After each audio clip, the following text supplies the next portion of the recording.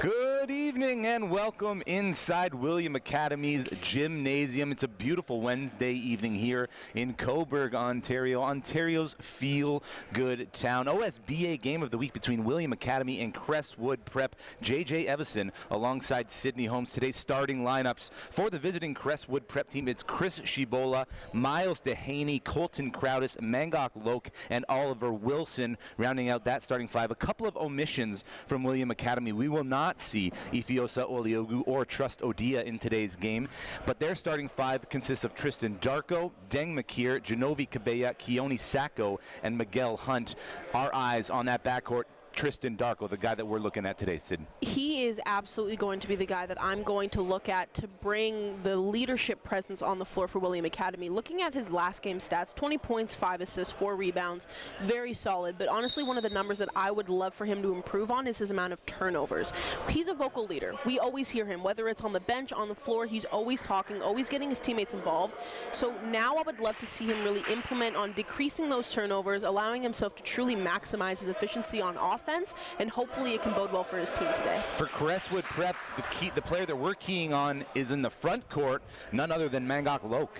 He is one of those players where regardless, you look at his size, you look at his body presence, he is going to get rebounds and he's going to get the ball. Something that I would love for him to do, though, more so, is just his aggression in the paint. It needs to be more, I want to see more tenacity from him, because sometimes he can get a bit complacent because he knows he has the height to just jump up and get those rebounds. The little trick that I want him to kind of adopt in this game is really using his body, boxing out, and taking advantage down low. Well, he wins the tip-off against Keone Sacco and Crestwood Prep have the first possession. Today's officials, Bruce Covert, Adam Zoni, and Connor Barbo in the gymnasium here in Cobourg. Had a chat with head coach Tyrone Bramble of Crestwood. He said this team's still looking for their identity as there's an out of bounds on that first offensive possession. This team's still looking for their identity on both sides of the court. They come into this contest 1-1. Their season opener at Ridley was a 84-72 loss. Then they came and faced Jay Addison, who has an 0-5 record to start the OSBA season. They defeated Jay Addison 88-75, looking to improve to above 500. Here's William Academy. Sacco baseline drive, gets the and one. Keone Sacco right from the pass to the deck and up strong. That's the kind of aggression that you love to see in basketball, right? It's honestly the aggression that you kind of practice. You know those drills where your coach kind of has a mat or they're standing down there and they want you to fight through contact? That's exactly what that's for. Sacco is out here setting the tone for his squad. Here's Shibola the other way over the timeline. Crowdis, far side. Guarded closely by Darko in those bright pink shoes. Can't miss him on the court today. Shibola top side. Tries to get around the first level. Swallowed up. Gets the jumper, the mid-range, good.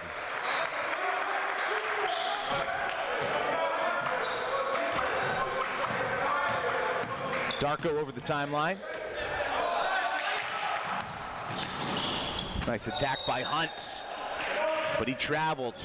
Tried to get his defender in the air and just dragged that foot. It was a good idea. I just think the problem was he was so committed to the one play that he wanted to dish it out that as soon as Crestwood jumped in his mind, he hadn't to give himself another option. So going down there next time, try to eliminate yourself going into the corner is what I would say. A little bit of youth on the court. Mangok Loke, offensive foul, and that's a turnover. Loke's three was off the mark anyhow. Pressure in the backcourt. Hunt guarded by Dehaney. Dehaney, 5'10", younger guard. He's a class of 2027. Crowdis with the turnover, has one to beat, keeps, throws it up for Mangok Locke, who throws it down. We kind of mentioned the last game we saw from Crowdis. Beautiful assist, though, on that last play is he's a three-point shooter, but he allowed his assist to kind of take over, and that was a fantastic one we just saw. He gets the block on the defensive end immediately after, and then we got a jump ball called. Good hands by Miguel Hunt to get that jump ball and possession for William Academy.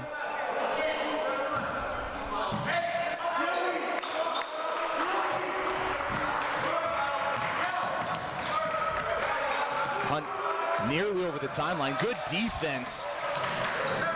Coach Tyrone Bramble praising his primary defender, Locke. Again, too easy. Open lane. But that's the aggression that he needs to play with, and it's fantastic that we're seeing it so early on in this game. The handoff to Genovi Cabella. Far side now, Hunt. Into the corner. Shot is up. Deng McKeer drains a three.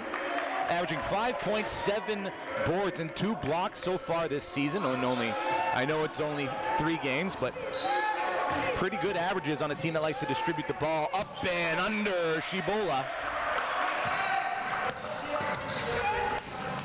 Darko into the corner. McKeer back up to Darko. It's a one-on-one with Loke. Now McKeer drops it down. Sacco working at the paint, runs in to big Ollie Wilson, and congratulations Oliver Wilson for the commitment to the University of Denver. We know where he's going to be next season. The 6'10 center picks up his first foul. I know we were talking before this game how statistically, and I guess in terms of the players that they have at their disposal, they're pretty evenly matched. I think what it's really going to come down to is the true leadership presence that each team is going to be able to possess, right? Like we know as of right now from last game, we saw Crowdis have a solid option in terms of taking the ball up the floor, really allowing his team to set up in his offensive rotations and run the plays effectively. So that's something that William Academy is definitely missing here tonight with a lot of their injuries. So we're hoping to kind of see that come out in this game, but we're hoping to kind of see one player step up in this game, I should say. Here's Crowdis now over the timeline. Handoff Shibola. Action on the near side. Gets to Haney, open right back to Shibola. Steps into a three, back iron and through. Shibola's got 7 points. 7 of his team's 11. The other 4 belong to Mangok Loke. Darko down the left-hand side, hands it off to Cabella. Far side to Stefan Fearon, who checked in at the last available time, which was that free throw opportunity. He gets fouled by Loke. Back to the free throw line for Crestwood. I know Loke is kind of looking at that one a bit surprised, but we've mentioned this before. Anytime your hands cross the line and anytime your hands are swinging, the ref is going to call the foul on you. It's instinctual, honestly, at this point. He had position. If he would have just stayed straight up, it would have given him a better chance, but the second he dropped his hands, he kind of lost it. So Stefan Fearon misses the first. Him and number 10 on Crestwood Prep, Sammy Uraz, were teammates last season at SC Academy. Hopefully we get the chance to see them go against each other today. 50% from the charity stripe on that trip for Fearon. 5'11 guard, 2025. Shibola gets it to Haney now, back to Shibola on that flare screen. Shibola's gonna attack, up and under that time, the handoff. Loke gets a second chance opportunity, and it's been Loke, and it's been Shibola early for Crestwood.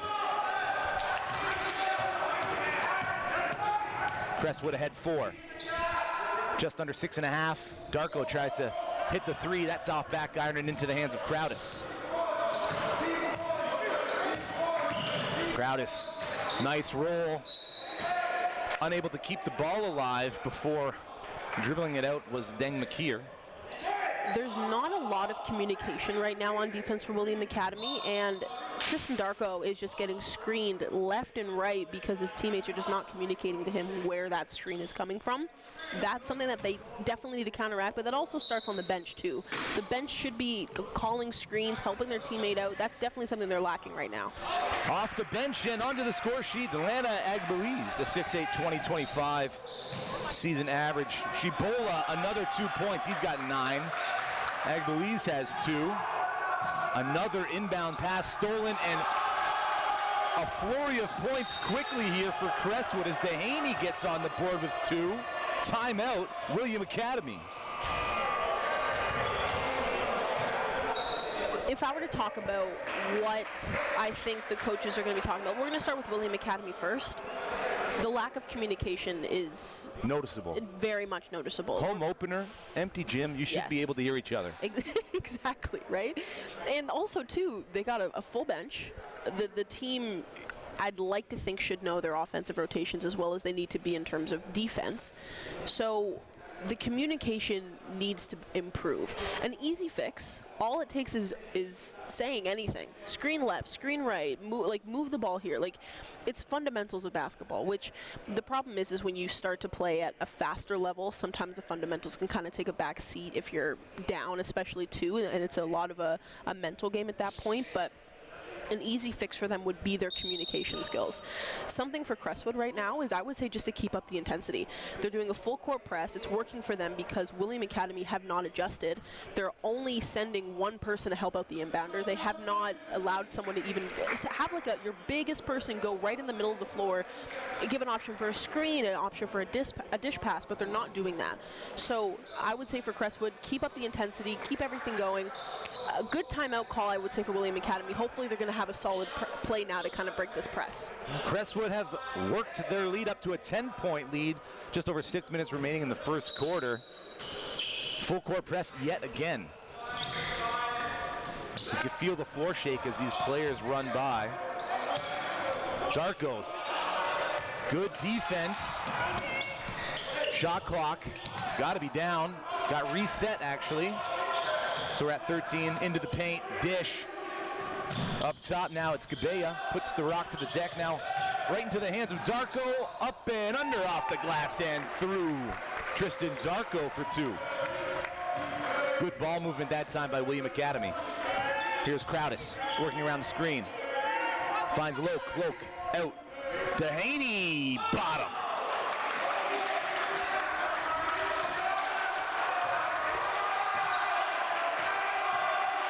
And you hear Crestwood's bench. I'm sure you can see them as well. McKeer, top side. Not too sure what to do with it. Looks for a backside cut.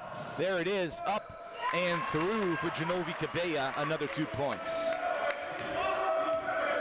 We expect to see a lot of Cabella scoring. He's averaging nearly 15 points, 7 boards, and 2 assists so far this season in their 2 games played. And that doesn't count any of the showcase tournaments that William Academy has been a part of. The dancing on the near side by Shibola. Get him on Dancing with the Stars. That footwork is incredible. Here goes Cabella. Looking for the dish to Darko. Miscommunication and out of bounds.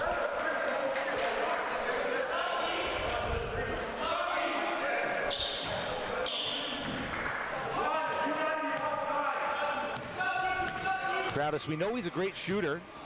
Good finisher around the rim. Working on his facilitating early in the season. There he is in the corner. Loke. Shibola fakes. Through contact, doesn't get it to go. Rebound. McKeer.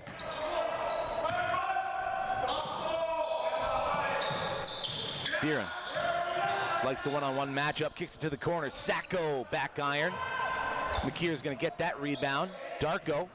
Time and space. That's going to be a travel. Picked up the dribble, then took 3 steps. Substitution, Cameron Ewers checking in for William Academy. Dang McKeer is going to catch his breath. Ewers a 6'3" guard in his junior year. Class of 2026. Here he is carrying the ball up the court. Scratch that. Dehaney turns it over. There's Ewers, picks up the ball in trouble. Darko has a lane, takes it up, reverse, yes. Good patience there by Tristan Darko. He's shooting 52% from the field so far this season. It's something that his consistency in terms of getting to the basket has always remained true. It's honestly just the ability to lead the team when certain players are not in the lineup, right? And we see William Academy, unfortunately, they're kind of plagued by injury, players not in the active roster for reasons unknown, but that also gives him the option to truly take on that leadership presence, and we're seeing flashes of that. I would just love to kind of have it be more consistent. In comes Sammy Uraz and Ben Van Bulk for Crestwood. Agbalese takes a breather. So, size advantage William Academy currently with the 5-on-5 matchup. Sacco facing Van Bulk, gives it up top side now. David Williams into the game. Darko for a three, near iron. Van Bulk with the rebound. Crowd is pushing the pace. Has Uraz in the corner and was looking for Miles Dehaney. Dehaney wasn't running to his spot, as I think he thought, like we thought, Uraz was going to get that pass for the corner three. And I think the problem was too is when you have someone like Crowdis who at all times can see the entire floor, you have to understand that even in situations where you don't think you're going to get the ball, just have your hands ready just in case. We get our first look at Eric Peck, AP, here in Toronto via Australia, the 6'5" forward. Number 4 on Crestwood. Nice attack, nice finish. Keone Sacco gets the step on Van Bulk. 22-17, Crestwood out front. Shibola back to the timeline. Working on Siako, calls Crowdis back up. Van Bulk wants it. There's gonna be a hold on Cameron Ewers, trying to prevent that entry pass from getting down to the big. The bigs are definitely getting physical, to say the least, down low, but I mean, hey, it creates great rivalry. I mean, that's their job as the big, right? Use your body, play physical. Crowdis baseline for Crestwood. Shibola's at the three-point line. Works around the screen. Can't find Van Bulk on the roll. Here's Crowdis behind the back into the lane. To the corner, Uraz had vacated the area, and yet another turnover by Crestwood. Luckily still ahead here by 5. In situations like that, I understand what he was trying to do. That was honestly a fantastic drive for Crowdis, but I think Uraz shouldn't have drifted as high as he did. He should have stayed low corner, because either you're going to get the ball or it's going to allow the defender to kind of stay with you and create space. Sacco missed a wide open McKeer under the hoop, but takes it to the rack and one. Keone Sacco, who just got his first NCAA offer from Long Island University, hooping here in Toronto, originally from British Columbia in his senior year. Able to get to the rack yet again. Finish, tough finish. Deft hands like a surgeon.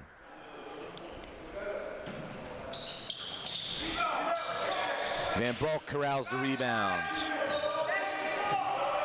There's Uraz, foot on the three-point line. That's going to be a long 2. They're going to count it as a 3. Generous. It's all right. As to the stats. Miguel Hunt over the timeline now, gives it up to Ewers. Ewers attacks baseline on Crowdis. Reverse lay-in is good.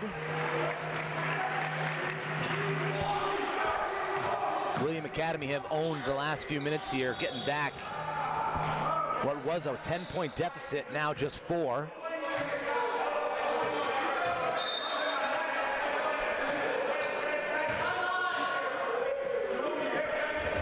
Couple of fans pouring in the gymnasium during this first quarter. We're under 2 minutes left to play in quarter number 1.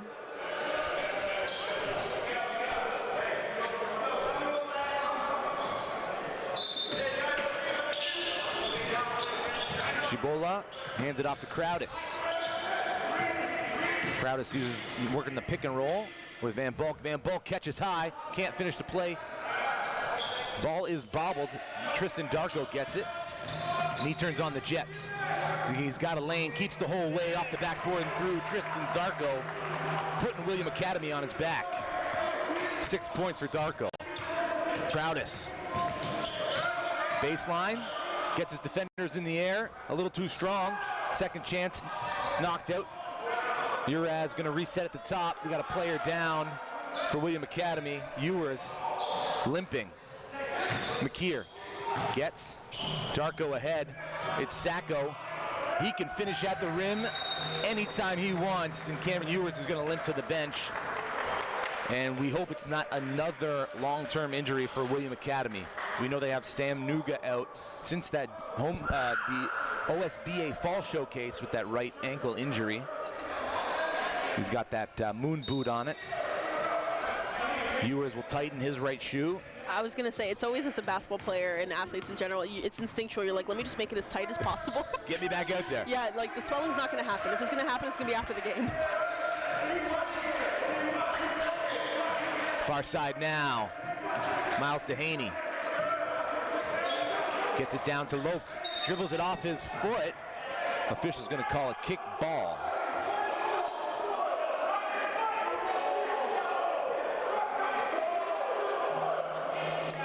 In an attempt to talk over the screaming, I just want to say within the last few minutes here, William Academy has definitely won the first quarter here.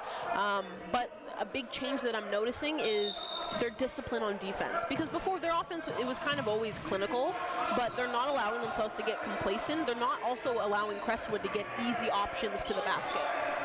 6 seconds on the shot clock. Shibola takes it himself off the backboard. No. Looking for somebody to give it to. Was Progress Imafidon, and it's a deep three. Imafidon collects the rebound off the missed three from Darko. The next rebound falls to the hands of Wilson. 20 seconds left. Game clock, shot clock, no difference. Unable to save it before it goes out of bounds was Imafidon. So Crestwood with 14 left in the quarter. 14 on the shot clock, can't hold for the final possession. We're tied at 25. Shibola has it side out.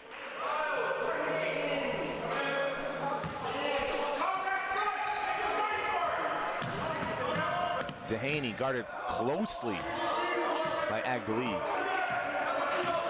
Shibola spins, elbow jumper, yes. 3 seconds. Ahead to, that was a shot attempt. And the first quarter comes to an end. Crestwood Prep lead by 2. They once led by 10. Credit William Academy for fighting back, communicating, like you said, and sticking to their defensive roots in order to knock that deficit down to just 2. It's also easy to get complacent, again, because at one point it was, if I'm not mistaken, 19 to either 9 or 8, so it was a pretty significant margin. But as you've seen now, they've been able to bring this game to within 2 points. So all it takes is going one possession at a time, not allowing yourself to focus so much on the deficit at the time, but allowing yourself to focus on what you do correctly and just giving your team the ability to fall into like a comfortable situation, right? Because with them on offense, they were easily going down William Academy, creating shots for themselves. It was just defense where they were significantly struggling, especially because Crestwood was setting screen after screen and there was no communication. It seems now that the bench and even the guys on the floor are kind of increasing that a little bit. But for Crestwood, I would say that they kind of toned down their intensity a little bit. Like, we used to see there was the team getting involved, the bench getting involved, and it dialed down just ever so slightly. So I would love to see them kind of bring that back, because that was honestly the missing piece that they did not have to end the first quarter. Keone Sacco leads all scorers in the game with 10 points. One behind him, Chris Shibola. And somebody had to do the heavy lifting without Ifeosa Oliogo and Trust Odia. Keone Sacco took that upon himself. Crestwood Prep get the ball to start quarter number 2, 10 minutes on the clock till half. They do have backcourt. Shibola into Dehaney. Miles Dehaney, number 15 on the top 25 list of the class of 2027. High off the glass and through. Dehaney's got 7. Darko picks up his dribble in the backcourt. Well ahead, David Williams. Finds Cabella. Rim, and off. Shibola with another rebound, his second of the game. To the left, then back to the right, Shibola. Trying to navigate close quarters there, it's Wilson. We got 3 seconds in the key. Another offensive possession turnover for Crestwood, and that's really what's handcuffing them from ballooning this lead. I was going to say, though, that was a fantastic look into Wilson, though, because the defense is going to expect you to kind of go under the basket. So it was the right idea. It was just it happened too late. Darko working baseline. Foul's going to go on Dehaney. Didn't have a great view of it, but I thought I saw a little forearm from Darko there.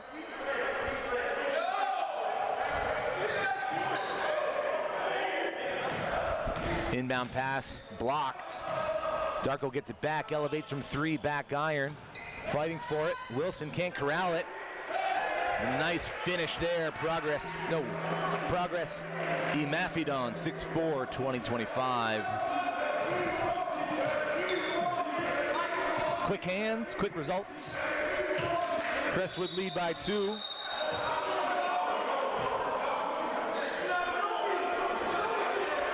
Oliver Wilson. I think the problem that we're seeing right now, and there's one thing called being physical, and there's another that's called just being silly. And at that point, when the point guard hasn't even made any gesture to do any kind of shot, you're not going to say you're boxing out. There's no chance you're boxing out. I can understand, though, for Wilson saying he's getting position. That's one thing, but if you can't get it, move to another place on the floor and try to get position somewhere else. Wilson draws the foul, then heads to the bench. Agbale's back in, attacks, right hand off the backboard and through. Second field goal made for Lana Agbale. Much better press break for William Academy there. Unfortunate transition over at the half. Dehaney forces the turnover, blocked at the top by Sacco. Ahead of everybody, Darko, two-handed jam off the back of the iron. Couldn't put it through. Contested by Agbale. Here's Chris Shibola. Left hand, no. Cabella. Forced to slow it down and give it up to Sacco. Picking up the dribble. On the near side, Tristan Darko. And Cabella wants it. He's got a mismatch. Elevates. Too strong. Gets his own rebound. Now working on Loke. Loke with the rebound this time on the miss. Ahead, Uraz. Baseline, elevates, leaves it short. Loke another rebound. That one's knocked out of bounds. Last touch by William Academy. And Loke is just racking up the boards.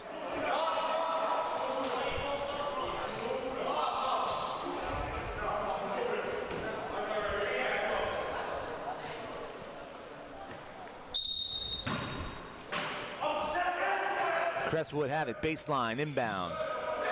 All the way back. So Loke, that is an over and back. Not sure he was aware of his vicinity to the timeline. Little step back on the fake. I know you mentioned, JJ, when we were first getting into the gym today, how many lines you noticed on the floor of the gym. This is a multi-purpose gym, to say the least, right? There's a lot of sports that get played here. But a good reason for that is William Academy, they know their court. It's a home court. They know the lines, so I think that's going to be like a hidden advantage for them in comparison to Crestwood, because this is their first time playing on this court. So Imafidon with a 3. No hesitation on that shot. Dehaney behind the back, gets by his primary defender, coughs it up. No one can corral it. Finally, it's Shibola. Loke blocked at the top by Sacco. Sacco's doing it both defensively and offensively here for the Vikings. Shibola, first jab step, gets a lane. Blocked again. This time, foul's called on the way up. Got him on the arm. So should be Chris Shibola at the line for 2. Crestwood ahead by 1, 7:23 left in the opening half.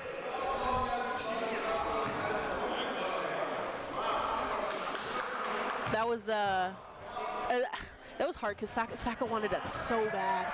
He wanted it so bad. I think honestly the only problem was the Crestwood player was just a bit past him, and I think Shibola just had the extra step, which honestly I think gave Sacco the ability to kind of reach more into it. So that was one of the main reasons I think he got called in that foul.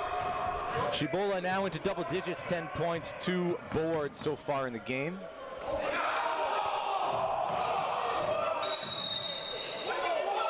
Head coach Tyrone Bramble gets a tech from Bruce Covert. Play was real close to us. Looked like a physical play. And he thought there might have been a foul. Well, Tristan Darko to the line for the free throw, the technical free throw.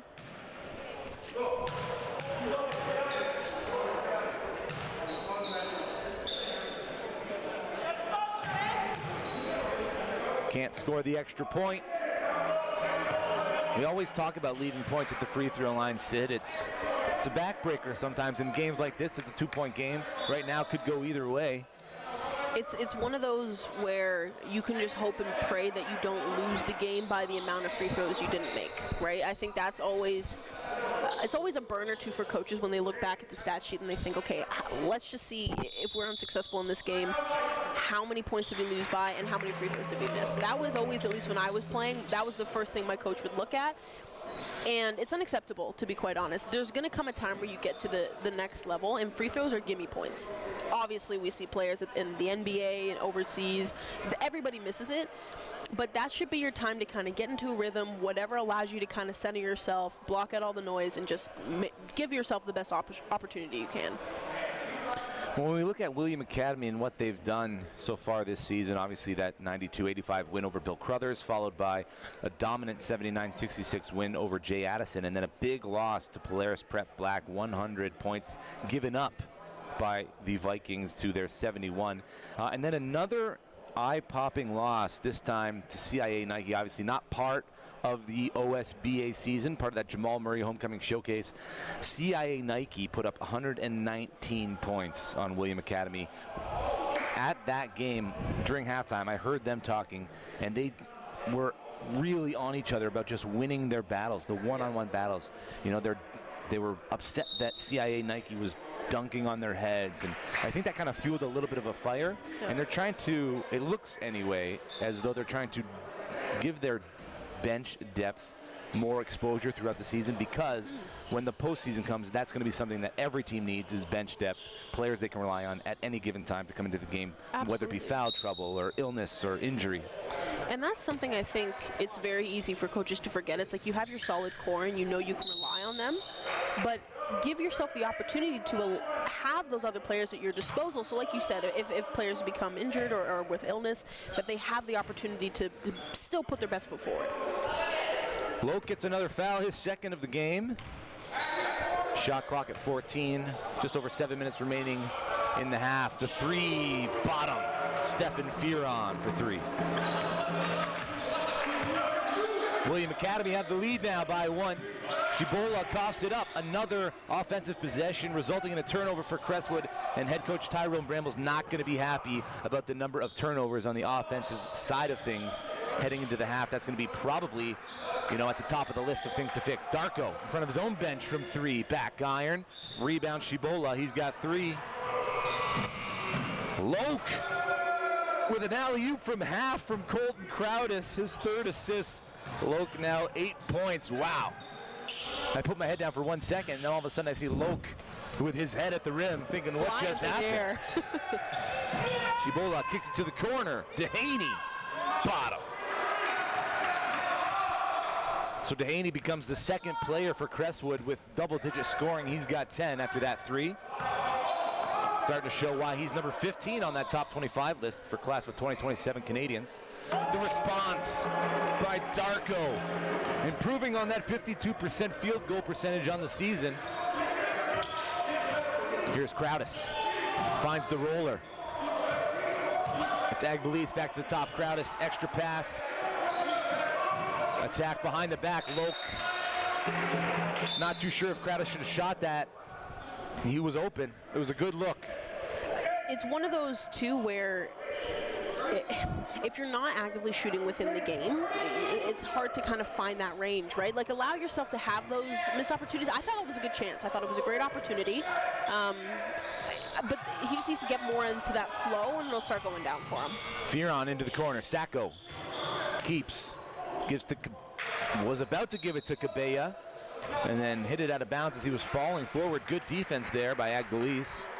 Agbelis, just one of those high-energy forward guys. He can shoot, get in the paint. Number 12 in blue. A treat to watch.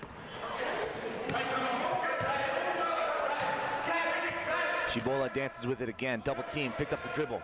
Has to get it to Agbelis. It's saved. Then knocked right back. There's going to be a foul on the floor. This one's going to go on Cabella. Push with the body.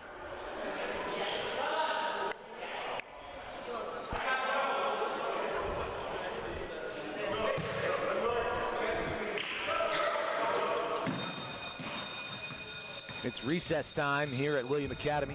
Shot is up to Haney. Back iron fouled on the three-point attempt by Deng McKeer. So Dehaney back to the free throw line. And credit Crestwood for playing through contact and getting to that free throw line repeatedly. You know, it's a sign of good scorers and good offenses when you can get those extra possessions at the charity stripe. Something that I want to hopefully see them correct a little bit, because we have, as you mentioned, JJ, the number of turnovers is honestly getting a bit out of hand for Crestwood, but it's because they're dribbling in situations where they, one, don't need to, or two, it's when the defender's too close on them. They're doing behind the back, they're doing spin moves, but that also gives you the opportunity to lose the ball at a higher rate, so they just need to kind of fall back on less flashy basketball and kind of just play tried and true basketball and understand where their bread and butter is. Dehaney leaves the last one around the rim and out, so 2 out of 3 on the trip there. Good ball movement from William Academy. Good player movement, way to break up the zone, back to the top side. Darko in front of his own bench, attacks, working on. Rebound, loose ball, just snatched, tough. Progress team Mafidon, just tough underneath the basket, fighting for rebounds, going up strong, getting to the free throw line. A good point for Darko as well is he was on the ground. He just obviously couldn't catch his feet, I guess, while landing, but he was one of the first players in there to get the rebound. So that's how you have to fight through it. Like, he should not be one of the only William Academy team members in there fighting for a rebound chance, right?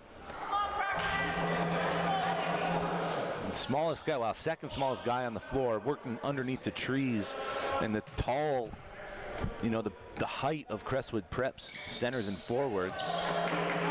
37-39, 4:52 left in the second quarter. Here's Crowdis, near side. Nice spin move, working baseline, spin move again. Agbelis gives it up. Here's Dehaney. Good defense there by Hunt. 8 seconds on the shot clock. Dehaney to the middle. Here's Agbelis. Got a shooter in the corner. Doesn't see him. Turnover. Mafidon does it on the offensive side, then just gets a stop on the defensive side.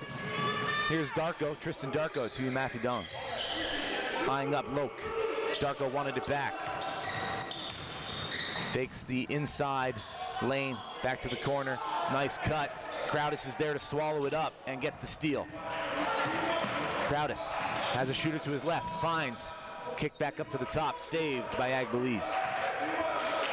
Darko was right in his face. Agbelis back iron and then out of bounds. Sacco back in for Deng McKeer.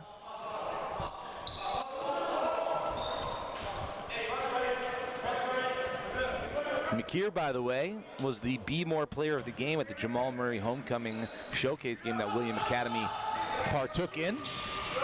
Here's Sacco, one bounce. 3 blue jerseys around Sacco. He draws some contact. We are in the bonus. So Sacco to the free throw line for a look at 2. This is the second quarter in a row where we've gotten into foul trouble pretty early on, which has me thinking that because there hasn't been one key player fouling, it's kind of been spread out amongst the team, which then has me thinking that there's a lot of players at this point that will either have 2 or getting close to 3, which is not really something you want to see getting so close to the end of the first half, let alone going into the second.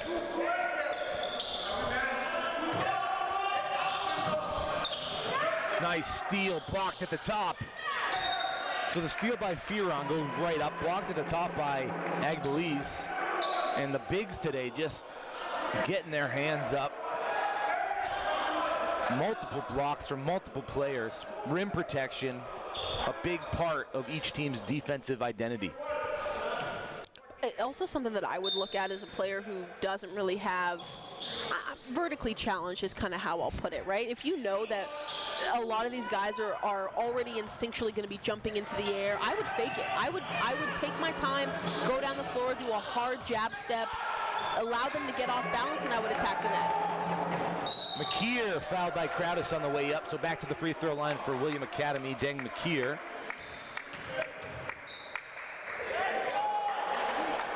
Again, about a year ago with Canada United Prep Conference with William Academy, had a 25-point performance, 6 of 11 from three-point land.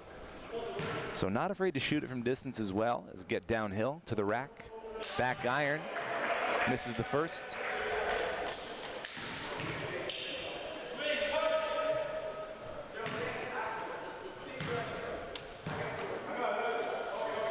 The second off the mark as well.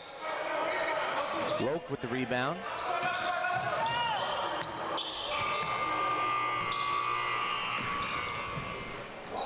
Here's Loke on the far side. Crowdis at the wing.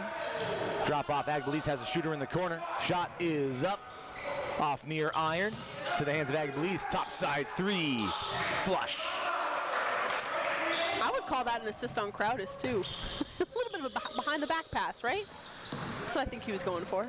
Nice dump off. Beautiful dish. Deng McKeer finishes the play from Stefan Fearon. The no-look bounce pass. Here's Crowdis over the timeline.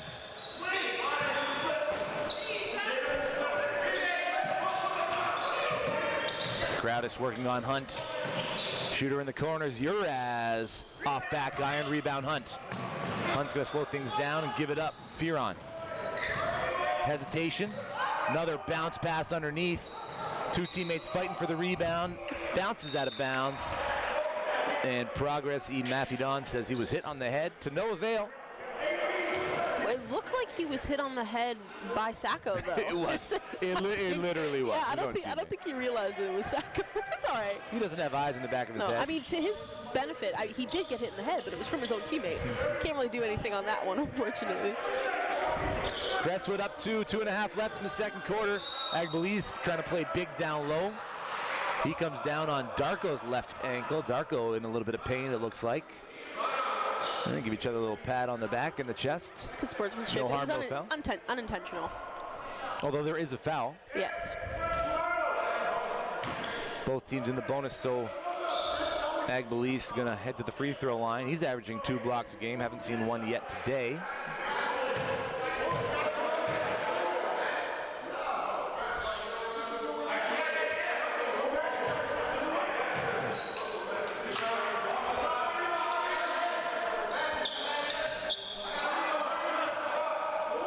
Since the 10-point lead that Crestwood had early on, it's been very, very close. I would say the biggest deficit we've seen is max 4 points within this second quarter here. It's a game of runs, this game of basketball. The second off the back of the iron again. So 0 for 2 on the trip there. Which team is going to be able to make the adjustments, correct their mistakes? Tristan Darko, feet set, back iron, no. Rebound Sacco. Sacco is going to keep work baseline and kick it back up top. Deng McKeer fakes into the lane. Here's Darko again. Resets. No. Sacco to Darko. William Academy just owning the offensive glass right now. Sacco again. 2 straight offensive boards. And then a foul to prevent the run out from AP Eric Peck.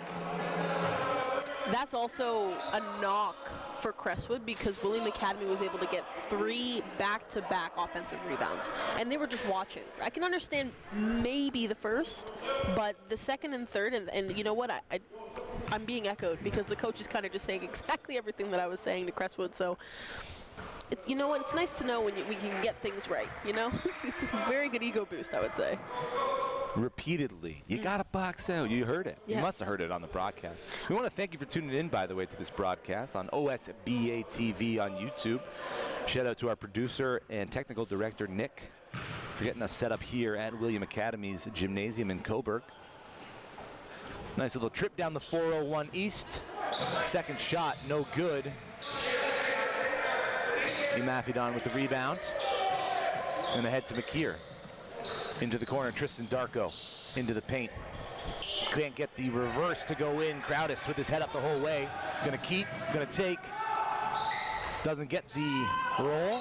Last touch, William Academy with a minute and a half left in the second quarter, and Crestwood up 3. They will have possession on the baseline with a chance to add to their lead. Again, both teams in the bonus. There was not a lot of options for Crowdis there, unfortunately, and the problem was is they were matching him. They weren't running past him to give him an option to pass, so all things considered, they kind of, he did the best he could. Very unfortunate that that pass was just, I don't even want to say an unforced error, but very much so, very much so. And even after the fact, instead of like kind of shaking it off, being like high-fiving each other, saying, you know what, we'll get the next one, it was like very much like you should have been there. The body language, yeah. It was like, that's something that you don't want to see, especially when a game is so close. Like, you know what, you make a mistake, shake it off, get it back on the next one. And Matthew Don for 3. No. Rebound. Another offensive rebound, Keone Sacco. And the ball bobbled around. Last touched by a Crestwood Prep player. And you can see here AP and Loke trying to get on the same page. Uraz checks out. And Dehaney back in.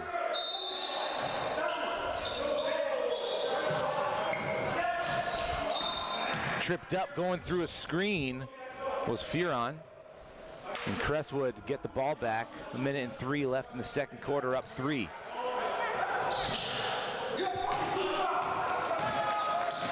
Here's Crowdis. Trying to shake Fearon. Working into trouble. Gives it up to Dehaney. Dehaney guarded by Sacco right next to his bench. Dehaney now downhill. Kicks it up to Loke. Loke back iron. Fighting for the rebound, falls into the hands of Crowdis. AP down low, off the backboard, and that's Lana Agbeliz with that and one opportunity.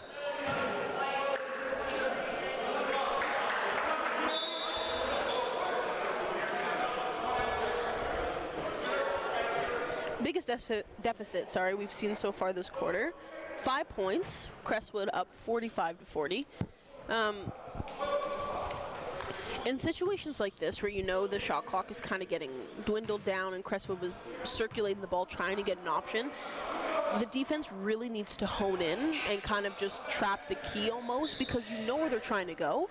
So I think for William Academy, something that I would have suggested for them is don't switch, stay like solid, hard man-to-man defense, and don't give them space, because Crestwood is the one that's vying for time. They were the ones trying to get a basket. Don't bail them out with a foul. Well, William Academy played man defense about 79% of the time, and then the other 21% in the zone defense. Meanwhile, Crestwood Prep, 99% man coverage. They trust their one-on-one matchups, because we have 2 missed shots. Crestwood Prep out on the run. Shibola taking the whole way, blocked. At least that shot was altered by Fearon. Crestwood Prep still have it with 16 seconds left in the half, up 6. It's interesting for a team, and we saw a perfect example of it then, just off of Crestwood, their transition on offense. Yes, they're a crafty team and they have a strong ability from multiple players on their lineup to really get to the net, but their effort on transition hasn't been effective over the few games we've seen them play this year. They have only made 9 field goals off of transition, and honestly, transition play, it only happens 4% of the time for them. So I don't know if that means they're either going too fast or they're not spacing the floor, but we've seen, case in point, them struggling on transition here. We saw it with that last Colton Crowdis transition opportunity. And what struck me about that one was the failure to make a decision. Yes. Too many options, no decision making. Yes, and especially if you are at a man advantage, where I believe, if I'm not mistaken, it was Crowdis, and then I think Uraz was on the floor as well at the time, and Crowdis was forced to the point where he had to jump out of bounds and then look behind him to see if there was anybody open, because the only option that he had was a player who was running parallel to him, right? You have to give the point guard, or whoever has the ball at the time, the option to pass the ball, right? Because at first he's going to look to shoot. And like you mentioned, his head was up the entire time. He didn't look down once. So we already know he's looking to pass, but he was almost forced to kind of make an off-centered pass because his teammates didn't space the floor well enough. Here's Crowdis on the inbound. Dehaney to Loke. Loke into the paint. Tries to float it up there. Shot is up from Crowdis. No rebound. Long rebound to Dehaney. Crowdis wants it back. 4 seconds left in the corner. Trapped. Quick. It's Loke. That's off the ceiling because of the closeout from Deng McKeer. And Loke had to throw that one up at a high arcer. At the end of the half, Crestwood lead by 6. They once led by 10. Credit William Academy for getting back into this game. We're going to step aside for a 5-minute halftime. We'll be back with second half action here from Coburg shortly.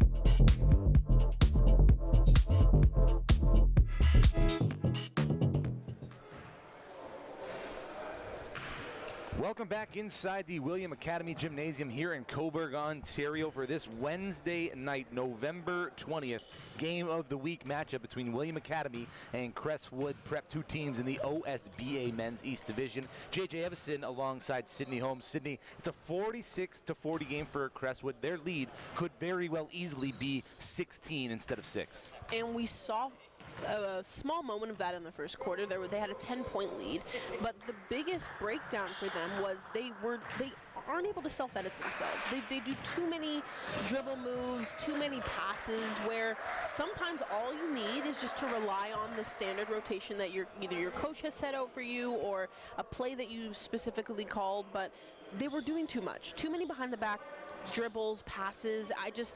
When the defense is playing you so tight like that, you're going to result in a turnover, and we saw their turnovers were astronomically high at the end of the first half. I want to say, if I'm not mistaken, it was at least 6. Minimum. Right? So that's a big tweak I want to see them make, is just play simple basketball. Don't allow yourself to get too comfortable with the flashy stuff. And William Academy doing a great job on the offensive glass, but kind of handcuffing themselves defensively. A little thing that I need them to really improve on is their communication, because they were getting caught watching quite a bit on defense, and also communication helps them eliminate getting caught on screen. So for both of those teams, I think if they can incorporate that going into the second half, it's going to be a much closer game than we're already seeing right now. right, second half underway. Corner three is up and off the back of the iron from the hands of Cabella. Offensive rebound, William Academy on the far side. Deng Makir with the three. Here's Crowdis over the timeline. Hand off to Dehaney, working back to the middle. Around a screen. Three is up. Rebound, offensive, yes. Second chance opportunity, no. And another offensive rebound. Mangok Lok can't secure it. Here comes Darko out and on the run. Keeps big stride, misses the layup, but will go to the free throw line for two. And Wilson, Oliver Wilson, will get the foul. I can understand, like, driving in and using your entire body to get to the net, but that self-preservation, you got to watch, because your body is gravity's a real thing, and it's gonna hit you eventually. So you're gonna soar for 1 point, and then eventually you're just gonna come crashing down. So also, to prevent injury, I would love to see him maybe just kind of go up more straight than leaning to give him the ability to kind of land on his feet. Yeah, he's a little off balance, right? Yeah. Back iron. A lot of these free throws a little heavy. The iron's not friendly here in the Vikings gymnasium.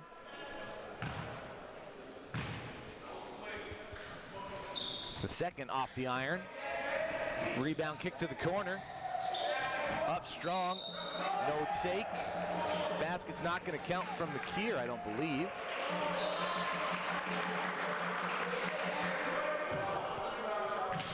He was there for the rebound and the putback, but the foul occurred earlier on Progress Imafidon.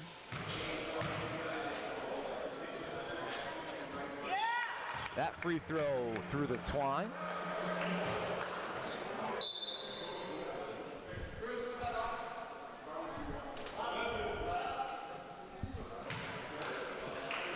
You never know who's going to show up to these games. We have Bill Crowdis, actually, father of Colton Crowdis for Crestwood, who actually is a big name of his own. You two have something in common. We both went to Durham College. I'd like to say, though, and I need to point it out, that his stats are a lot more accessible than mine are. He averaged nearly 25 points in his final season. Yeah, and I don't need to go into how many I got. It's just, because we're not talking about me. We're talking about his lineage at Durham College, right? But he was a fantastic player for Durham College. It was an assistant coach for Ontario Tech for the first few seasons during the developmental stages. So basketball runs in that family, to say the least. Here's Dehaney working into the lane, trying to get it off the glass. No contact on the way up by Fearon, so Dehaney to the free throw line for two. Also worth noting, UOIT in the building, doing a little scouting. OUA, you never know where some of these players might end up if they don't get NCAA scholarships. Many routes to professional basketball these days, and OUA has some very, very good talent. I know for those of you who possibly would have listened in during our fall showcase, one of the main things that a lot of the coaches we had mentioned was that there's a lot of players going from the NCAA and coming back to OUA or OCAA, right? There's many options for that. So we're seeing a lot of different feeder options for these athletes. Too easy for Oliver Wilson. Missed free throw, corralled the rebound, and put it right back up. Here's William Academy now, far side three, no. Shibola with the rebound. He's got 4 in the game. Crowdis kicks to the corner. Dehaney off the mark. Loke kicks it back out. Oh, nearly that connection from Shibola and Loke. Loke's gonna get the steal, can't corral it. Here comes Cabella, absorbs the contact from Wilson and gets the 2. Genovi Cabella having a good performance here without 2 of the team's starters. Colton Crowdis threw some contact of his own and off the backboard for 2.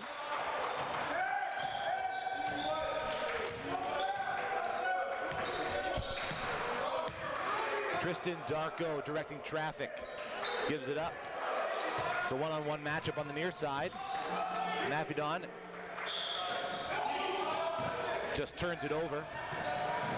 Above everybody, Shibola, easy 2. He had 10 in the first half, gets his first bucket of the second half. Crestwood up 53-45. Just over 2 minutes played. Another three from the far corner, off the mark from Genovi Cabella. Crowdis traipsing down the right-hand side, working back into the middle of the floor. Here's Shibola. Oh, he had Wilson, but the hesitation saw the defense get back in time.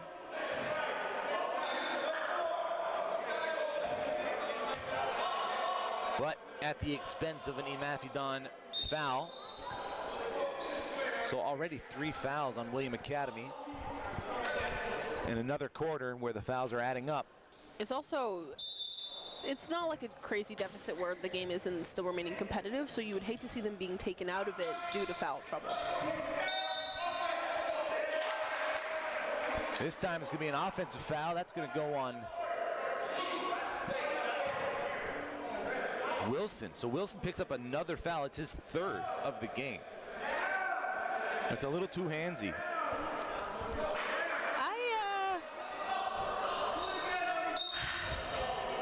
It was a foul. You're going to say, keep your money. No fine. We don't want you to get fined here, Sid. I'm just here so I don't get fined. Sid, that kid. Perimeter ball movement. Good player movement. Tristan Darko ends up with it on the top side, in and out. Sacco with another offensive rebound. Going for another putback. Keone Sacco has been an absolute juggernaut for the Vikings in this Wednesday night game of the week. 6 total rebounds I got for him right now. I think he's got to be up to 8 at least. And it's probably 6 offensive rebounds. Oh, yes. Sorry. I should have clarified. Sorry. 6 offensive rebounds. He's just a vacuum over there.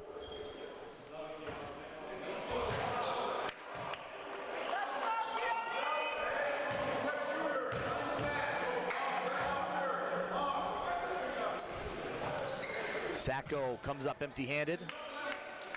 Rebound, Ben Van Bulk, he's in for Ollie Wilson. Here's Bulk. Van Bulk now gives it up to Haney, far side. Shibola steps in, tries to find the roller. That should have been a kick ball. Goes uncalled. 8 seconds on the shot clock. Dehaney works in, elevates, a little soft. Crowdis can't corral the rebound. Foul's going to go on Dehaney, his 2nd. 4 fouls now on Crestwood. We are 1 away from bonus. With 6:39 left in the 3rd quarter. 53-45, Crestwood up 8. Crestwood seemed to get a little bit of a lead, and then William Academy figure out, you know, their recipe for success to get another bucket. Cabella keeps Sacco underneath, blocked by Loke. Shibola gives it up to Loke. And the block as Tristan Darko was leaning. Loke gets the and one opportunity. 10 points for Loke to go with 5 boards. Tristan Darko back on the deck. First the ankle, then the hip, now the head. The problem is, and I know he's saying that he hit his head, the issue is, and I've been in a situation like that where your body anticipates the contact, so instinctually you just start to kind of lean back a little bit. And lessen the blow. Exactly, in an effort to kind of lessen the contact that you receive. Doesn't necessarily mean that it's a charge, it just means that you're putting yourself in a position where you're off-centered. So it's unfortunate that he hit his head off the floor, but it wasn't of a result of it being a charge, right? It was just because his body was just trying to naturally cushion the blow as much as he could. Loke makes the and one bucket. All right, Darko now on the far side, looking for some revenge here in terms of just getting the bucket for his team. Steps in, through some contact, he travels, and now I think it looks like we're getting to the point where, you know, emotion is starting to play into the game a little bit here for Darko, who was a great player, but needs to prevent himself from allowing that emotion to dictate how he plays this game. And the reason I would agree that that was not a foul and it was a good call to make it a travel is because Crestwood's defense was already set. They were already there, and he was trying to push his way through them. Crowdis near side. Shibola, top side. Avoids the screen, going downhill. Contact. And Shibola's going to go to the free throw line for 2. We're bonus already again. Both teams, I would say. I mean, Crestwood just won off, but both teams are it's quick into foul trouble, to say the least, for both of them. So Crestwood have come out of the half and ballooned their lead to 11 points now. First time double-digit lead since the opening quarter. As we wait for Cibola to retie his shoes before taking to the free throw line.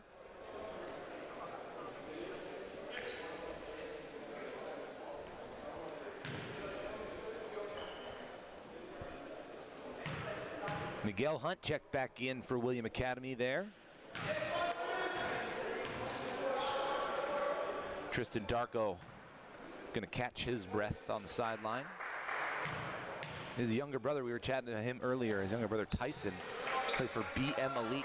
He's somebody to look out for in a couple of years. Then when he makes that transition to high school next season, and maybe a couple seasons after that, we'll see him control some of the game wherever he decides to go to school. Loke dishes to Crowdis. Crowdis, Euro steps off the glass, a little too strong. Loke with the rebound, and another 2 points. Fantastic follow from Loke. That's exactly what you have to do. No hesitation on the three from the near side. That misses. Fearon can't put the putback back. Couple of offensive rebound opportunities, but Van Bulk swallows it up. Crowdis can't. Watch out. Keone Sacco, two-handed jam.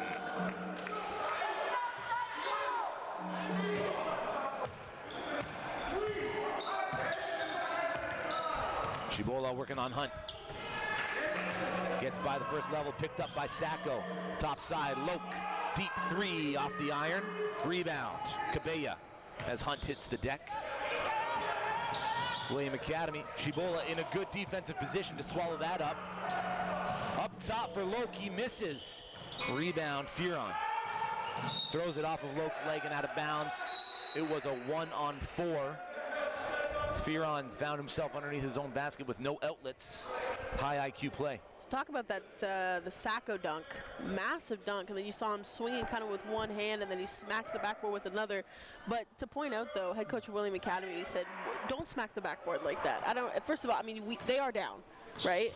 But also, too, that's just that extra oomph that sometimes all referees need to call you on a technical, so I wouldn't put myself in that position next time. Cabella bottoms a three from the near wing.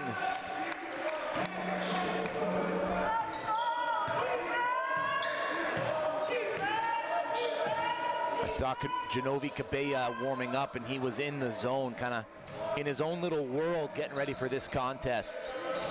And sometimes those players who can do that are able to elevate their game out and on the run. Darko blocked at the top by Loke. Van Bulk with the rebound. Cibola sends Loke away. Wants Van Bulk instead. Around the first level of defense. And Tristan Darko gets a foul. That will send Cibola to the line for two.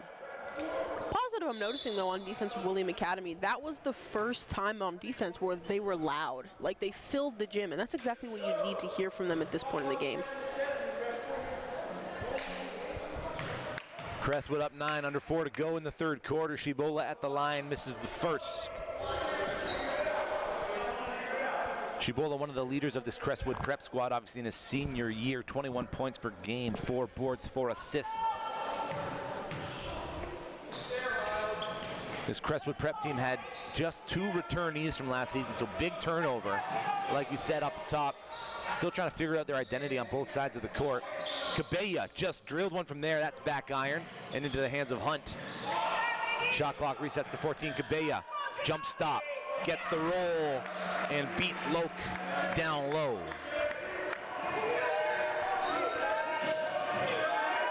Here's Crowdis now. Flurry of moves. And another foul on the arm that time. Miguel Hunt called for the contact. I know a lot of people were, mainly the William Academy bench, was pretty shocked by that, but I'm not. I mean, Crowdis is so fast, and the speed at which he can dribble the ball, it forces whoever's guarding him to just play that much faster. So if that was me and I know how fast he can be when dribbling the ball, I'm keeping my hands back and just playing with my body, right? Because at least that gives me a better chance to have a better position, but I wouldn't at any point reach my hand in. pair of substitutions for Crestwood as we see AP check back in alongside Sammy Uraz. Crowdis to the bench.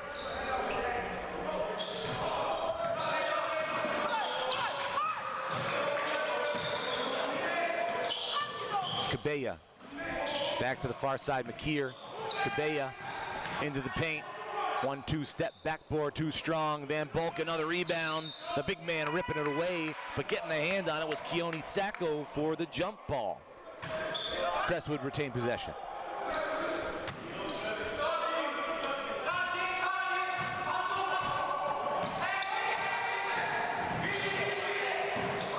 More vocalization for the Vikings on defense.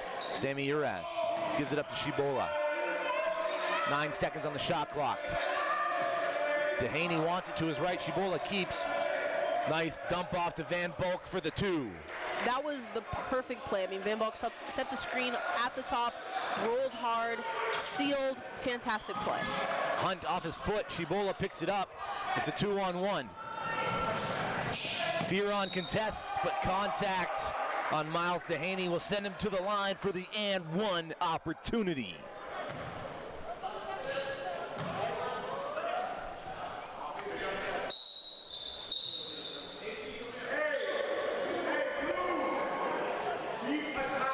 Mafidon and Darko back in for the Vikings.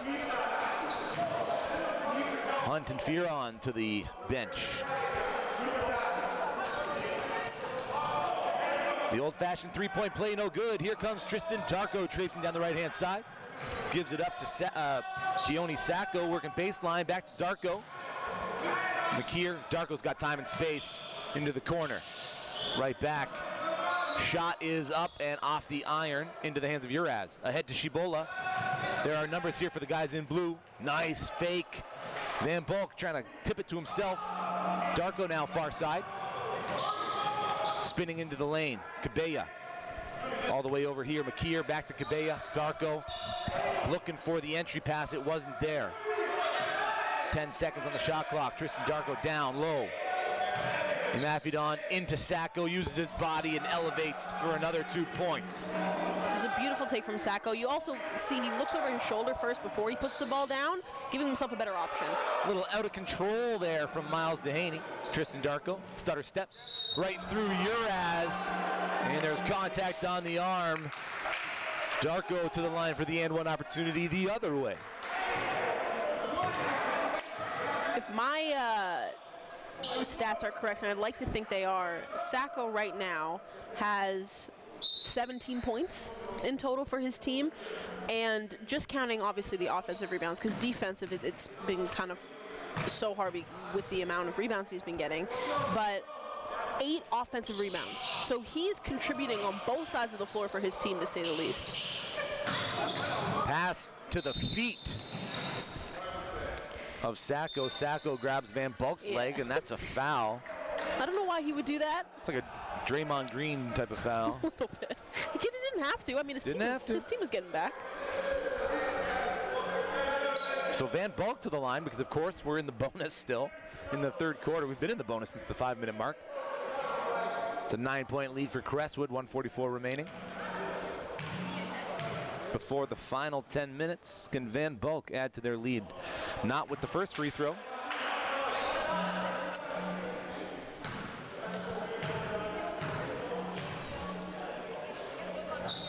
The second's back iron and into the hands of Cabella. Quickly up to Darko.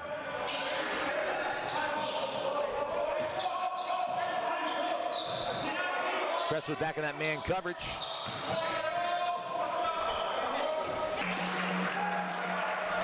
Again. William Academy stick with it on the offensive side. Mafidon with the 2. And now it's Miles Dehaney's chance to go to work. Uraz from 3, and that's what he does. Gold medalist from the U17 Ontario team at the Canadian Nationals back in August at York University. The response no good from Cabella. Rebound to Mafidon. And here is Shibola. Uraz, perimeter movement. AP with the 3, drills it. Beautiful rotation from Crestwood. Beautiful rotation. They didn't go just to the first option, the second option. They went all the way to the third option, and it was a fantastic rotation for AP. Pass up a good look for a better look.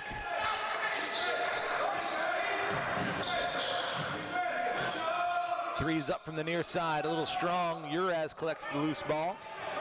Van Bulk's in the middle. Gives it right back to AP, near side. Shibola gonna slow it down. Uraz wants it from near the logo. That one rims out. 15 seconds left in the third quarter. Tristan Darko walks it over the half line. 71-58, Crestwood lead. Darko takes the own 3, misses it all. And that gives Crestwood the chance to add to their 13-point lead, perhaps the biggest of the game. Shibola down the right-hand side. Gonna take it the whole way, tripped up, no call.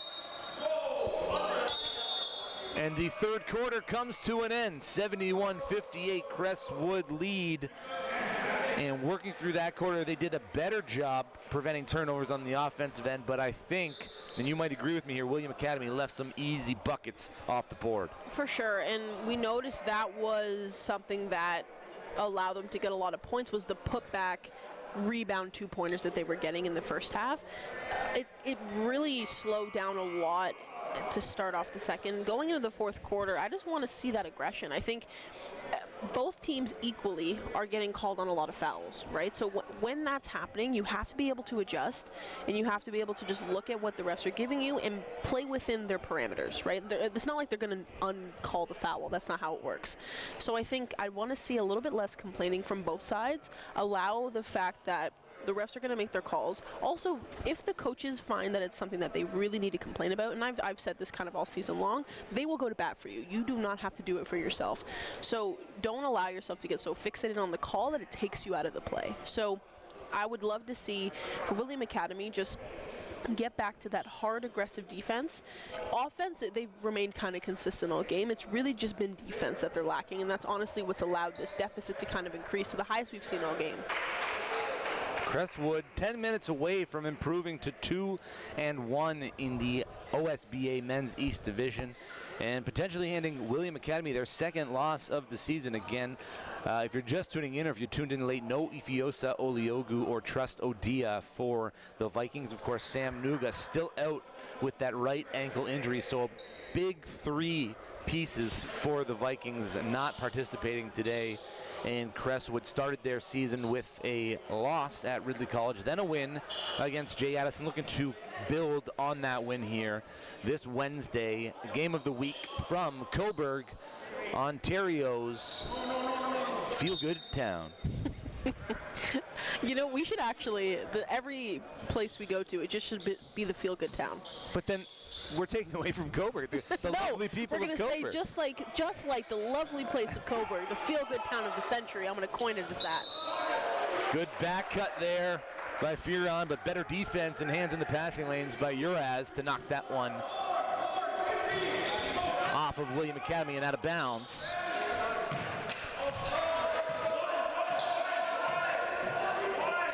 An interesting shift here. We're seeing a zone defense for William Academy, which is interesting when they have a bit of a deficit facing them right now. In the corner, Miles Dehaney off the iron. Uraz can't corral the rebounds. Stefan Fearon has one to beat. Reverse layup too strong, but he corrals the loose ball. Spin around, another offensive rebound for Fearon. Far side, 3 is up. Back iron, no. Can Sacco keep it alive? He does. Fearon steps into a 3 of his own. So 3 straight second chance, I guess second, third, and fourth chance opportunity for the Vikings. They come up empty-handed, and Tristan Darko heads to the scores table to check in. I also have to say, if I am Fearon, I would have been a bit annoyed at my team because he was doing everything himself, that rotation. Here he is on the far side. Cabella in the corner, gonna reset at the top. Cabella gets it with time and space from the corner, back iron. Van Bulk with the rebound. Shibola almost had a lob opportunity with AP. Instead, it's Dehaney from the corner who rips the cords. 15 points in the game now, Miles Dehaney, class of 2027. So the youngster showing out. That's a flush response from the Mafidon. 13-point lead for the guys in blue, the visiting Crestwood Prep squad. We just saw this action a second ago. Uraz gets the ball from Shibola. Van Bulk off the backboard and through. Keone Sacco was just a hair late getting back on that rotation. And especially anytime you're caught a step behind down low on the block, these bigs are too skilled. They will make you pay for it every single time. Putting his body on the line was Cabella. Intercepted pass, Uraz. Ahead, Shibola has one to beat. It's Fearon. Blocked at the top. Crestwood get another chance. Deng McKeer with a block. Uraz thought about it, puts the rock to the deck, far side, AP. Fakes the pass, works baseline, floater, no. Sacco with the rebound. Fearon ahead, McKeer going to be rewarded offensively for his defensive effort, instead gives it up. And Mafidon short irons it. McKeer. And the foul's going to go on Van Bulk, a little too much body.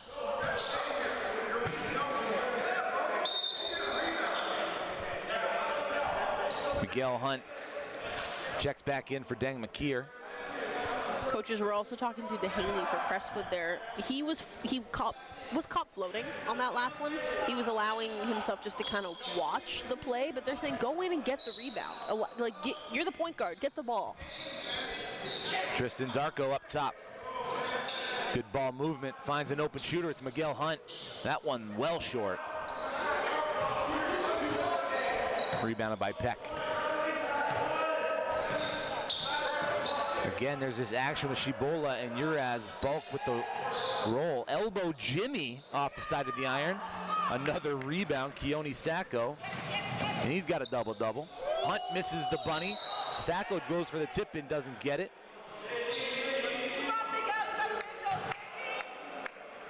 And Sacco takes a foul, hitting Van Bulk from behind.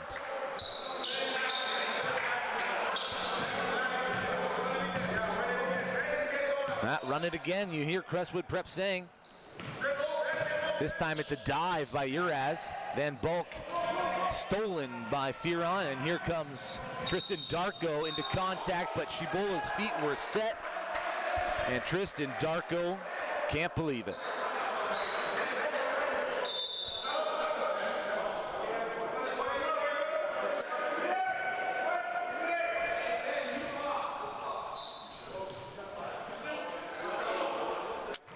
Oh, and that was his fifth foul.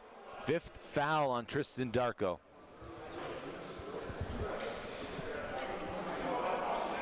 He's got 12 points, 2 boards, 5 fouls. I remember at the beginning of the game, I kind of said it was the leadership in him is not going to be his ability to remain consistent on the score sheet, because we saw that from last game. He had 20 points. This game, no different. 12 points, 2 rebounds. It's going to be his ability to not make those silly forced errors. He had 6 turnovers in the last game. Now he's fouled out with 6 minutes left when the game is still within reach for William Academy. So that's the little things that I need to see from him to correct, because he is a true leader on the team, but he's not able to do so when he's not in the game. Van Bulk from deep misses. Uraz collects the rebound, gets the 2 points, and then fouled for the and one opportunity. Sammy Uraz with the potential to raise Crestwood's lead here to 18. 6:12 left in the game. Crestwood on the road looking for their second win of the season.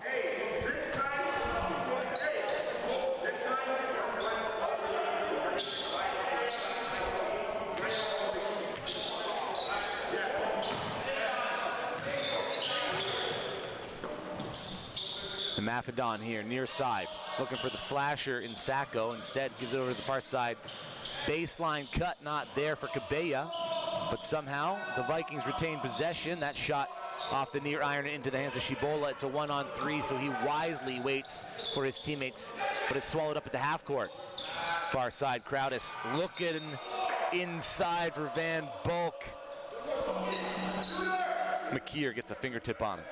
That was a beautiful look from Crowdis. It wasn't even really a look, it was just a pass. Like, he was looking. He knew back he was there. In half court, yeah. It was like, the peripheral, that was very strong peripheral vision. I mean, they teach you to know, when you get the ball, to know what you're going to do with it. Quick inbound play, Van Bulk for 2.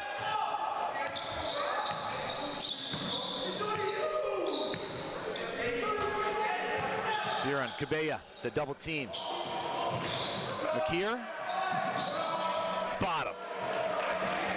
Deng McKeer with a 3. And there's life for the Vikings. More zone defense here from William Academy. Shibola coughs it up, out and on the run. And Mafadon, one-handed lay-in. I got excited, Sid. I got excited. That's okay. No, it's fine. The way he went up and he scooped it, and I thought he pulled it so far back. I thought he was going to slam it. Uraz to Crowdis. Crowdis attacks. 1-2 stepping near side.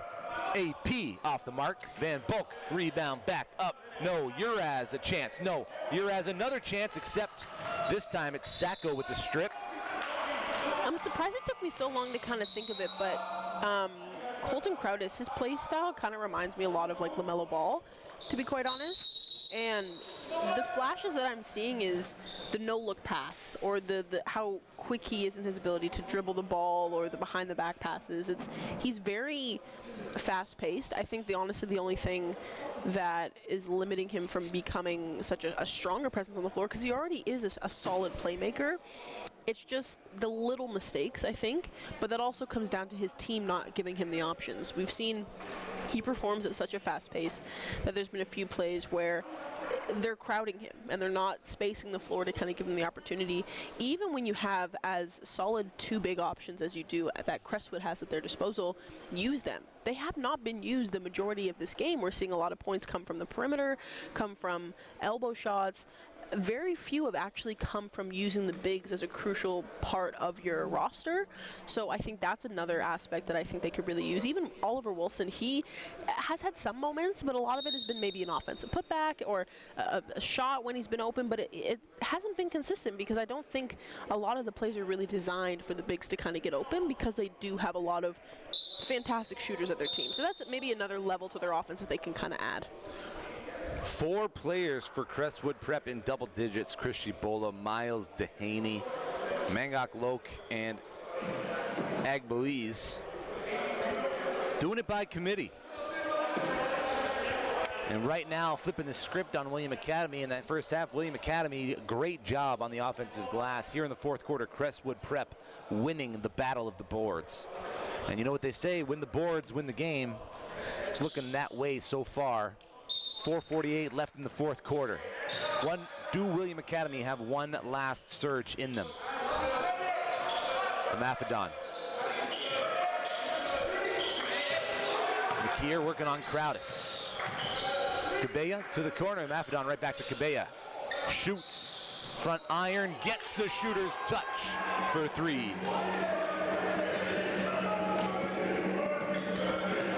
Shibola in trouble. Travel. Waiting for the signal here from the official. They're going to call a foul on Progress, and Mafadon. Looked like that foot was down before contact occurred, but hey, I just get paid to commentate. Yeah, we get paid to kind of point out things that maybe other people don't see, but but the beauty of sports, it's up and down, and we just continue to let things roll, Crowdis with the volley to Loke. Second chance opportunity. No. Last touched by Genovi Cabella, so Crestwood get the ball baseline out of bounds. 12 seconds on the shot clock. 12-point lead. Still lots of time. Talk about double digits for Crestwood. We have 5 players on William Academy in double digits, but it's just with their inability to stop Crestwood on defense that's not allowing it to kind of show up on the scoreboard. Another turnover on the offensive side for Crestwood. Cabella into the front court, gives it up. Fearon down low. Sacco just uses his size and gets an easy 2. It's a 10-point game. 3:49 left. Crowdis over the timeline. Picked up Double teamed, had to give it away. Shibola now inside. Miles Dehaney with the floater from the free throw line is good. Team high 17 for Miles Dehaney. Fearon. Near side. Little zone defense here by Crestwood. Fearon with the three. That's off the front of the iron. Into the hands of Peck.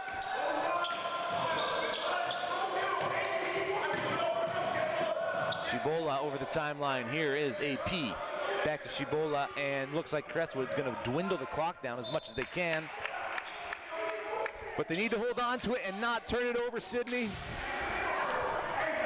Again, they beat themselves on offense. More often than not, they're having turnovers, and they're just taking themselves completely out of the play. I mean, thankfully they have the lead at this point with Crestwood, 83-71, but that could have been another easily set up shot there for Crowdis. They find Sacco back down low, and that seems to be the recipe for success here for the Vikings. Mangok Lok with the foul. To the free throw line is Sacco with the ability to get it back to a 10-point deficit.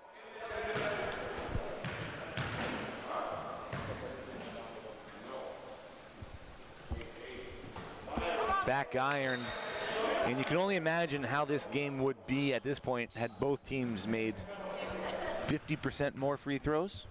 And that's a crucial point of it, right? And I know we talked about it earlier, but it just stings that much more when you know that the amount that you lost the game by was close to the amount of free throws that your team missed. Dehaney trying to fake out the defense with the three-point look. Shibola. Dehaney now with the spin around, works baseline, kicks it far side. Peck, shot is up and bottom. 86-71, Crestwood ahead, 2:42 left in the fourth quarter.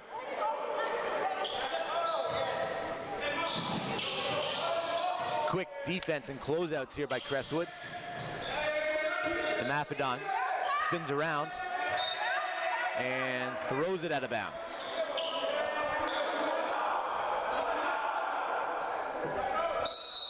Timeout, William Academy, 2:27 on the clock, down 15.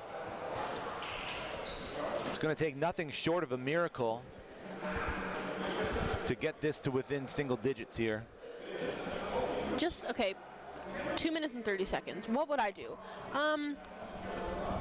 I would honestly, I'd forget about threes because it hasn't been consistent for them up until this point. Yes, they've had moments where the three's been hitting, but it's not something that I feel can take them to where they can get this game back in their control.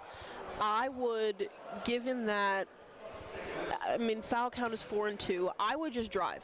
I would create rotations because we've seen Crestwood's kind of doing like a zone man, where Crowdis is at the top and whoever has the ball he's on, almost like he's playing a man defense, but yet the rest of the team are kind of falling back into a zone.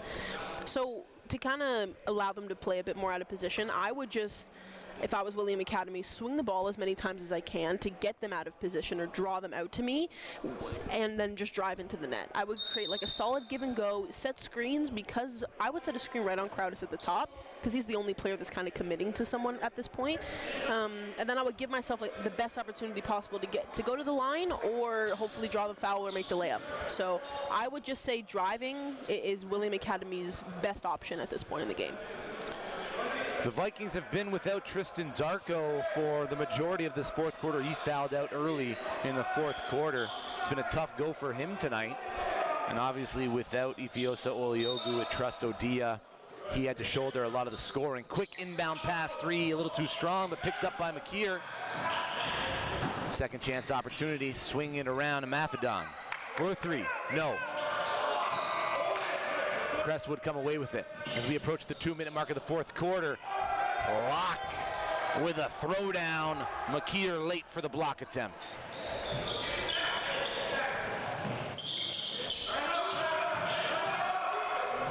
Nice floater there by Fearon. Beautiful take. That's exactly what they have to do.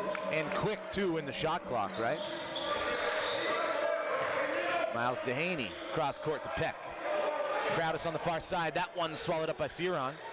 So defensive stop with a turnover. Fearon now into the front court. Guarded closely by Mangok Lok. Shuffling the feet was a Mafedon. So turnover leads to a turnover. Minute 39 left, 15-point game.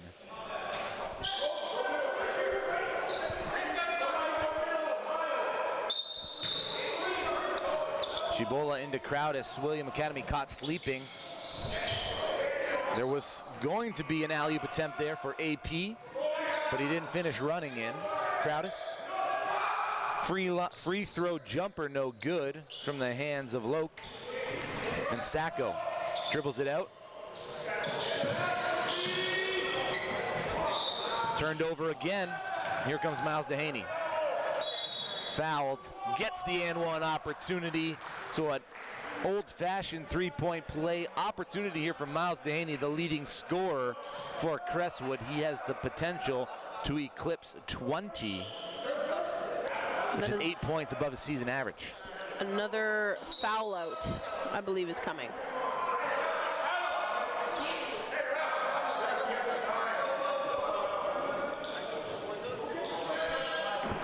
So we get to see some Preston Osborne for the final minute 10 as Eric Peck here in Toronto by way of Australia heads to the bench. And you are right, Stefan Fearon fouls out of the game. So 2 players for William Academy foul out on this Wednesday night game of the week. Now, the question is, are they going to count the free throw? I would, because honestly the problem is the ref that's closest to the table wasn't hearing that they were calling 5. I think he had just thought that the person who had recently subbed off for William Academy was the person with the 5 fouls. Easy miscommunication, but I would count the free throw. It's been the best offensive game so far this season in the OSBA for Crestwood Prep. They've got 91 with the potential to add their previous season high. Was 88 against Jay Addison. David Williams thought about the step back 3. Gets the loose ball. Colton Crowdis ahead. And there's 3 blue jerseys off the backboard for nobody. And turned over. Just sloppy basketball there by Crestwood Prep. And that's what I mean about being a bit too flashy. It's like at that point, take the layup yourself, right? Just take the layup. You don't need to do a flashy dunk at this point in the game. Dehaney and Chibola play give and give back. A nice step through. Chibola can't finish at the rim. Sacco with the rebound. Under 20 seconds left in the 4th quarter. William Academy turn it over again. And Crestwood might be able to dribble this one out. Hard-fought battle from start to finish. One of the big things that plagued William Academy was the fouls. 1,000% it was. Crowdis for 3. And it's 94 points dropped on William Academy by the visiting Crestwood Prep squad. And this game will end 94-75 in favor of the visiting squad. Crestwood Prep improved to 2-1 and bring William Academy down to 2-2, back to 500 for the guys in white. Final thoughts on this Wednesday evening, November 20th, game of the week here from Cobourg, the Ontario's feel-good town. Very hard-fought match from both sides. We honestly didn't see a true winner until I want to say late in the 3rd quarter. Crestwood really pulled away with it, but it was at certain points where William Academy was just really beating themselves. I think mentally they were taking themselves out of it with a lot of the fouls that were being called, unfortunately, but it clicked for them both on offense and on defense. I just think for them, defense should have clicked a bit earlier. And Crestwood, fantastic work. A lot of the times they kind of took themselves out on offense with the unforced errors. So both played fantastic. We just obviously seen that Crestwood is just a bit more efficient on the offensive end tonight. Thanks for tuning in on OSBA TV on YouTube. For our producer, Nick, Sydney Holmes, I'm JJ Evison. Thanks for tuning in. We'll catch you next time.